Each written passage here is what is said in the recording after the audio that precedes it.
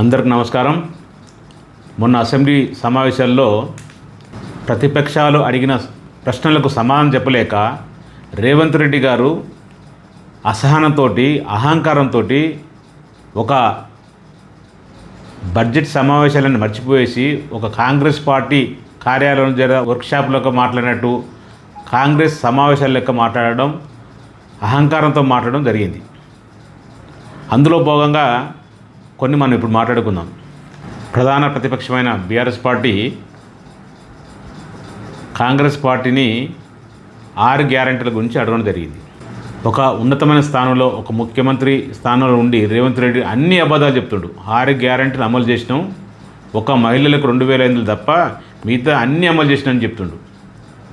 అసలు సోయిండి మాట్లాడుతున్నారా, సిగ్గులేక మాట్లాడుతున్నారా, సిగ్గుండి మాట్లాడుతున్నారా? ఒకసారి ఆలోచించాలి.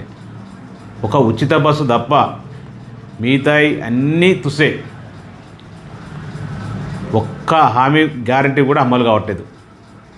ఆ ఉచిత బస్సు కూడా మీకు తెలుసు ఎంతవరకు అమలు అవుతుందో, ఎట్లాంటి మహిళలు ఇబ్బందులు పడుతారో మనందరికీ తెలిసిన విషయం. సరే, అది పక్కన పెడితే మిగతా 6 గ్యారెంటీలో ఒక్క గ్యారెంటీ కూడా అమలు కావట్లేదు. అది ప్రజలందరికీ తెలుసు, ఆయన మనసాక్షి కూడా తెలుసు రేవంత్ రెడ్డి గారికి. కానీ నిస్సిగ్గుగా అసెంబ్లీ సాక్షిగా అన్నీ అమలవుతుందని చెప్తుండు.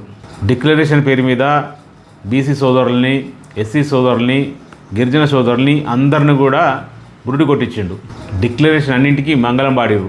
అసలు ఈ 2.5 సంవత్సరాలలో తెలంగాణ ప్రజలకు ఏం చేసినాం అని చెప్పుకునే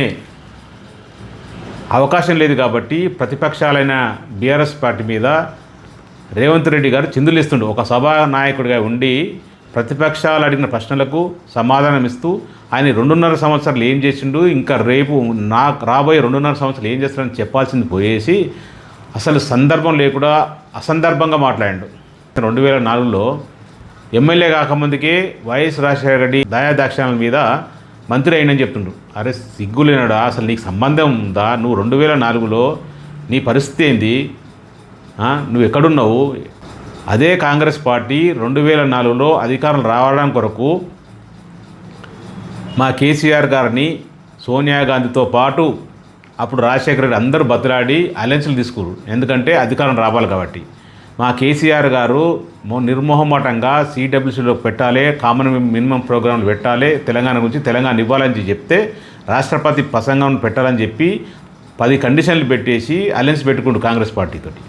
అప్పుడు 2004లో మా పార్టీ, అప్పుడున్న టీఆర్ఎస్ పార్టీ, మా కేసీఆర్ పుణ్యాన్ని మీరు అధికారంలోకి వచ్చారు. యూపీఏ గవర్నమెంట్ వచ్చింది. పొత్తులో భాగంగా 2004లో మా హరీష్ రావు గారికి మంత్రి పదవి ఇచ్చారు. అంతే తప్ప ఎవడో దాయదాక్షణ మీద వయసు పుణ్యాన మేము కాలేదు. అది నీకు కనీసం తెలిసి అనుకుంటా, మరి తెలియనట్టు నటిస్తున్నది తెలియదు, సో లేదో తెలియదు నీకు. మొన్న అసెంబ్లీలో కేటీఆర్ గురించి మాట్లాడతాడు.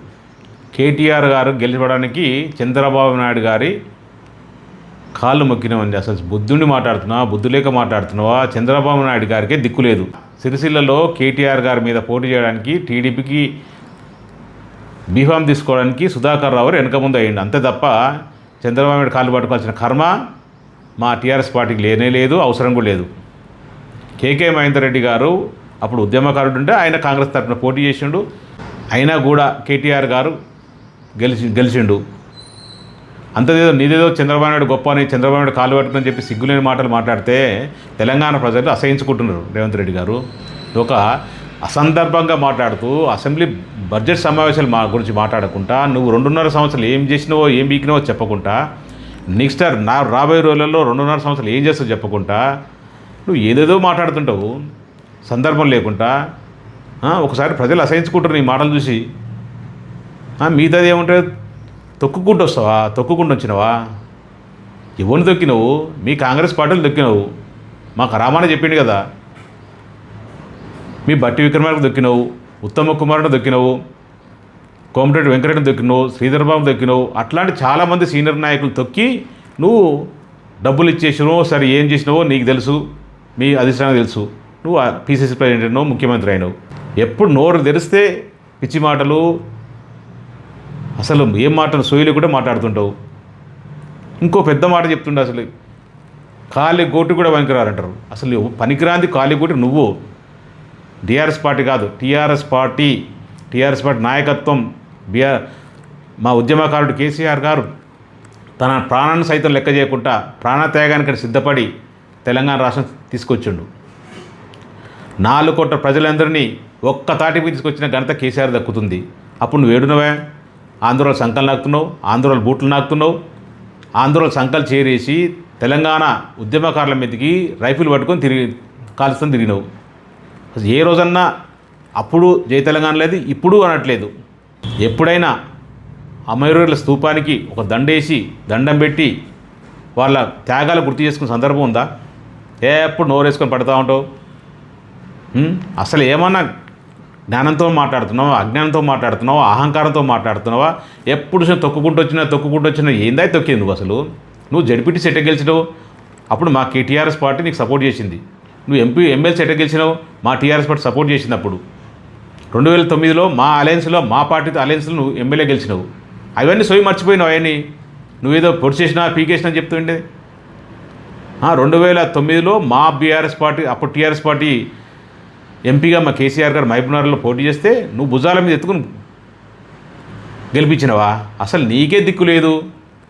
అప్పటికే మా కేసీఆర్ గారిది తెలంగాణ రాష్ట్రంలో, ఉమ్మడి రాష్ట్రంలో అందరికీ కేసీఆర్ అంటే హడల్. ఆయన తెలియని వ్యక్తి లేడు. ఆయన స్వతహాగా గెలిస్తే నీ భుజాల మీద గెలిచిన గొప్పలు చెప్పుకుంటున్నావు.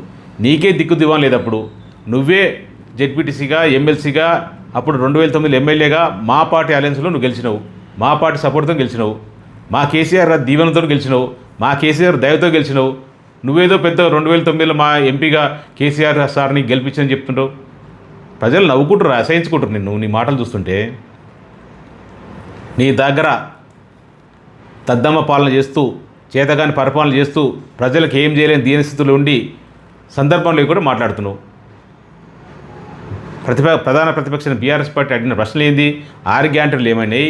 420 హామీలు ఏమైనాయి? రైతు బంధు ఏమైంది? రైతు రుణమాఫీ ఏమైంది? మొన్న మాట చెప్తే నల్గొండలో మిర్యాలగూడ సభలలో సంక్రాంతి పండుగ తర్వాత రైతు భరోసా రైతులందరి ఖాతాలకు వస్తుందంటివి. తర్వాత ఏం చెప్పినావు? మున్సిపల్ ఎలక్షన్ తర్వాత రైతు భరోసా రైతులందరికీ వస్తుందని చెప్తివి. ఇప్పుడేమో రైతులు మొత్తం కేసుని చెప్పి చేతులు ఎత్తేస్తేవి. ఇవన్నీ నీ తప్పిదాలను కప్పిపుచ్చుకోవడానికి బీఆర్ఎస్ పార్టీ మీద సందర్భం లేకుండా ఏవేవో మాట్లాడుతాడు. ఇంకోటి పెద్ద మాట మాట్లాడుతాడు. అసలు నాకు నవ్వాలనో ఏడవాలనో అసలు ఏమనాలో అర్థం కావట్లేదు రేవంత్ రెడ్డి గారిని. బీఆర్ఎస్ పార్టీలు రేవంత్ రెడ్డి కాలు గోటి కూడా పనికిరారంటవా? అసలు నీ బతుకెంత, నువ్వెంత? నువ్వు ఒక ఆర్టీఐలు వేసుకొని చిన్న బ్లాక్మెయిల్ చేసుకుంటూ డబ్బులు వసూలు చేసి బాగుపడిన వ్యక్తివి నువ్వు. మీ కాలి గోటికి పనికిరారా? నువ్వు పార పని చేసినావా, పట్టి పని చేసినావు, ఏం చేసినావా? నువ్వు గోడల మీద రాతలు రాసుకునేవి ఆర్టిస్టు నువ్వు. అట్లాంటి వ్యక్తివి 1000 కోట్ల రూపాయలు ఎట్లా సంపాదించినావు? ఆర్టీఐలను అడ్డం పెట్టుకొని బ్లాక్మెయిల్ చేస్తూ, రియల్ ఎస్టేట్ చేస్తూ కోట్ల రూపాయలు సంపాదించినావు. అట్లాంటి వ్యక్తి నువ్వు మా పార్టీ నాయకుల గురించి, పెద్ద నాయకుల గురించి నువ్వు కాలి కోటికి వంకరారటవా? ఏదో పట్ట పని పార పని చేసినా, తట పని చేసినా, కష్టపడ్డా ఏమో చెప్తున్నావు. అసలు నీకు నువ్వు మర్చిపోయినావు, సోయి మర్చిపోయినావు నువ్వు ఒక ముఖ్యమంత్రి స్థానంలో ఉన్నావు అని చెప్పేసి. నువ్వు కేసీఆర్ గారి కాలి గోటి దరిదాపులో కూడా రావు. గుర్తుపెట్టుకు రేవంత్ రెడ్డి గారు. దరిదాపులో కూడా కేసీఆర్ గారికి మీకు ఎంత వ్యత్యాసం అంటే అసలు కేసీఆర్ గారు అన్లిమిటెడ్. నువ్వు ఎక్కడో పాతాల్లో ఉన్నావు. నువ్వు ఎవరితో పోల్చుకుంటున్నావు? కేసీఆర్ గారిని, బీఆర్ఎస్ పార్టీని అనలేకుండా నీకు పేపర్లో వార్త రాదు నీకు. అందుకే కేసీఆర్ గురించి మాట్లాడతావు. నీకు ప్రధాన వార్తలు ఉండాలంటే కేసీఆర్ గారు పేరు తీసుకోవాలి. కేసీఆర్ గారు ఏదో ఒక మాట అంటే ప్రధాన వార్తలు ఉంటావు పేపర్లో కానీ, అటు మీడియా ఛానల్లో కానీ ఉంటావని చెప్పేసి నీకు ఆలోచన. లేకపోతే ఎవరు దేకడు. మాట్లాడేటప్పుడు ఒళ్ళు దగ్గర పెట్టుకొని సోయి చేసుకొని మాట్లాడాలి. అసలు కేసీఆర్ గురించి పోల్చుకున్నంత స్థాయి అనేది చెప్పండి. కేసీఆర్ తన ప్రాణాన్ని సైతం లెక్క చేయకుండా తెలంగాణ నుంచి కొట్లాడా? నువ్వేడున్నావు? అసలు నీదేంది విషయం అర్థం కావట్లేదు. కేసీఆర్ గారి గురించి, మా బీఆర్ఎస్ పార్టీ నాయకుల గురించి మాట్లాడేటప్పుడు ఒళ్ళు దగ్గర పెట్టుకొని మాట్లాడు. మీరు ఎట్లా అనుకున్నా అభ్యంతరం లేదు, కానీ ఒక పార్టీ కార్యకర్తగా మేము 100% దీన్ని వ్యతిరేకిస్తాం. మా కంట్రిబ్యూషన్ ఉంది. మా పార్టీ టీఆర్ఎస్ పార్టీ కంట్రిబ్యూషన్ ఉంది, మా కేసీఆర్ గారి కంట్రిబ్యూషన్ ఉంది, మా కేటీఆర్ గారి కంట్రిబ్యూషన్ ఉంది, హరీష్ రావు గారి కంట్రిబ్యూషన్ ఉంది, మా కార్యకర్తలందరి కంట్రిబ్యూషన్ ఉంది తెలంగాణ రావడంలో. నీ పాత్ర 1%, 0.1% కూడా 0 లేదు ఇది. నువ్వు మాట్లాడితే కరెక్ట్ కాదు రేవంత్ రెడ్డి గారు. జర ఒళ్ళు దగ్గర పెట్టుకొని మాట్లాడడం కరెక్ట్. ఇంకొకటి పదే చెప్తారు, బీఆర్ఎస్ పార్టీ 10 సంవత్సరాలు అధికారులు ఉన్నప్పుడు 8 లక్షల కోట్లు అప్పు చేసిందని, 7 లక్షల కోట్లని, ఒక్కొక్క రోజు ఒకటి 6 లక్షల కోట్లు చేసిందని చెప్తుంటారు. లోక్సభలో మీ ఎంపీ గారే అడిగిన ప్రశ్నకు క్లియర్గా చెప్పడం జరిగింది. 3 లక్షల కోట్ల చిల్లర అప్పు చేసిరని చెప్పేసి. మళ్ళీ నువ్వు పదే ప్రజలు ఇంకా ప్రతిపక్షంలో తప్పు పట్టించినావు, అధికారులకు వచ్చిన తప్పు పట్టిస్తున్నావు. ఉంటే ప్రూఫ్ చూపియా, ఊరికే మాట్లాడితే ఎట్లా? నీ లెక్క 2.5 సంవత్సరాల్లో 3,47,000 కోట్ల రూపాయలు నువ్వే నీ నోటితో చెప్తున్నావు. సరే నీ మాటకి వచ్చినా కూడా మేము తప్పు చేస్తే ఒక కాళేశ్వరం కట్టినాం, ఒక మిషన్ భగీరథ కట్టినాం.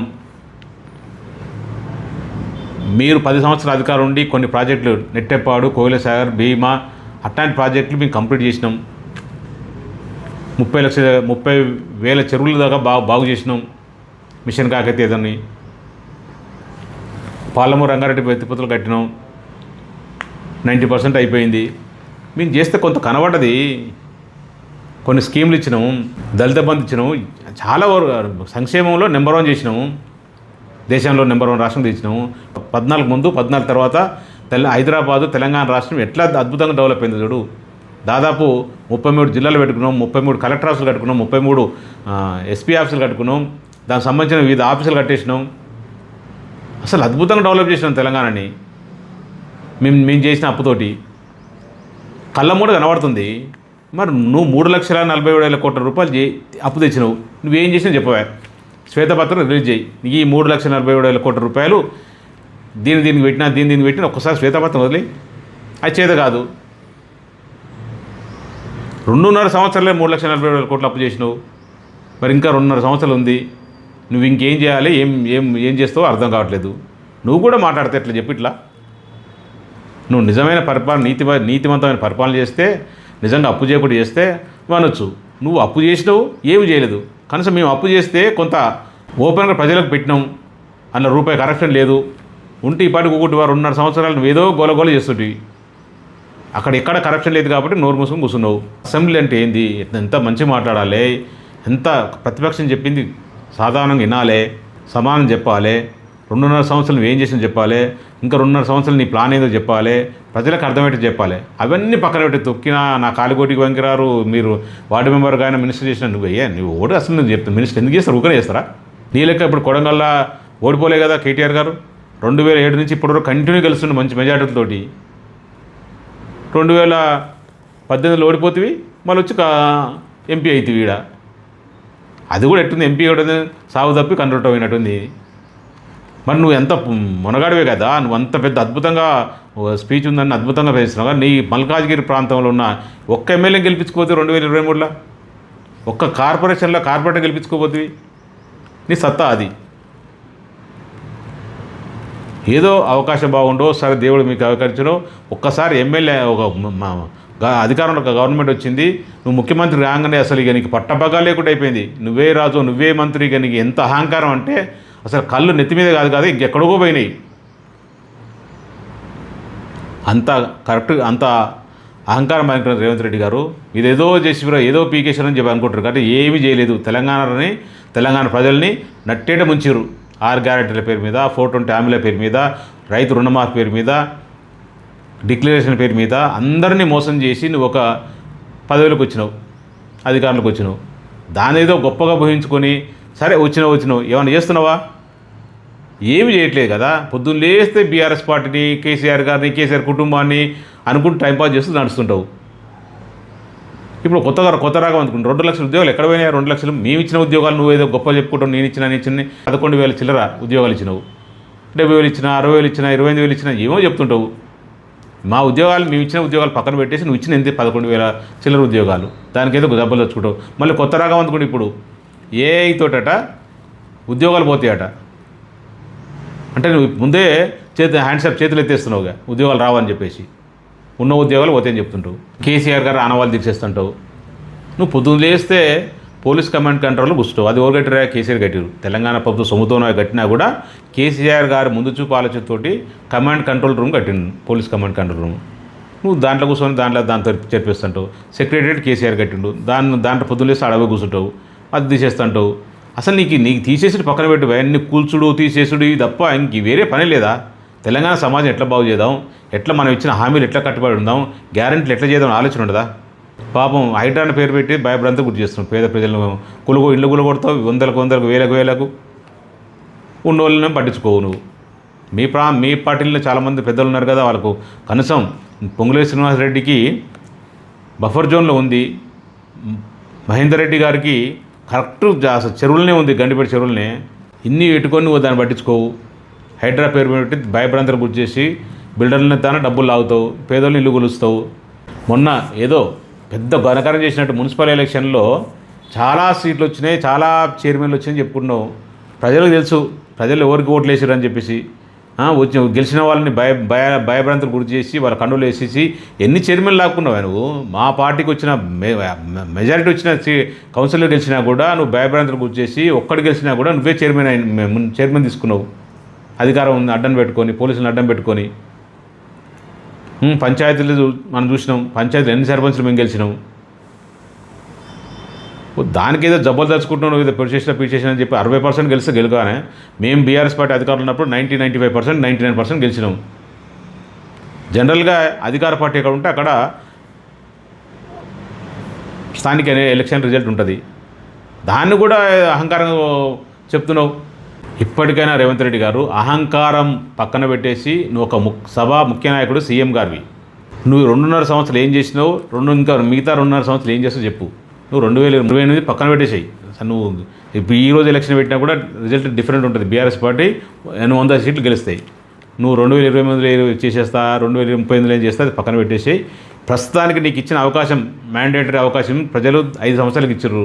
ఈ 2.5 సంవత్సరాలు ఏం చేసినావు, మిగతా 2.5 సంవత్సరాలు ఏం చేస్తావు అది చెప్పు. అంతే తప్ప ప్రతిపక్ష పార్టీ అయిన బీఆర్ఎస్ పార్టీ మీద హవాకులు చెవాకులు వెళ్తే నీకే నష్టం. మళ్ళొక్కసారి కేసీఆర్ గారిని ఏమన్నా పిచ్చి పిచ్చి మాటలు మాట్లాడితే మాత్రం బాగుండదు. జై తెలంగాణ, జై కేసీఆర్.